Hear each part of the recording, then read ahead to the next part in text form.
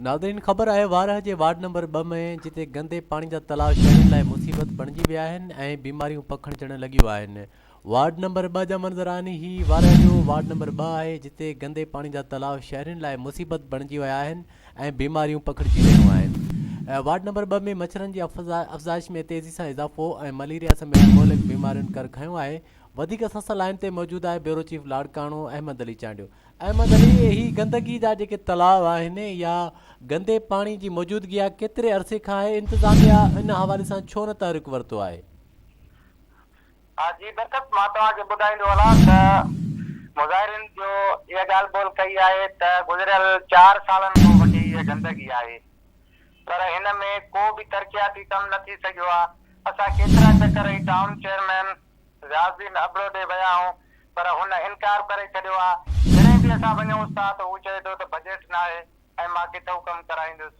हुन सिलसिले में केतिरा बार मां हुन ॻाल्हि कई ऐं इन सां बीमारियूं वधनि थियूं, मलेरिया ऐं या नंढड़ा ॿार जेको आहे बीमार रहनि था। उन सिलसिले में केतिरा बार ई हुन ॻाल्हि कई आहे।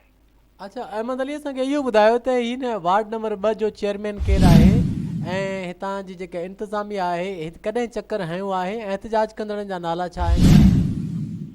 अच्छा, उन्हनि एहतजाज कंदड़नि जो चवणु इहो आहे त असांखे नज़रअंदाज कयो वियो आहे। काउंसलर आहे हिन जो जेको आहे त मोहम्मद सलाह चांडियो आहे ऐं जेको आहे त टाउन चेयरमैन रियाज़ुद्दीन अबड़ो आहे, पर हू चवे थो त बार बार इस सवाल जो जवाब इहो ई ॾियनि था त बाबा बजट असांजी पघारनि में पूरी थी वञे ऐं असां एक्स्ट्रा कमु नथा कराए सघूं।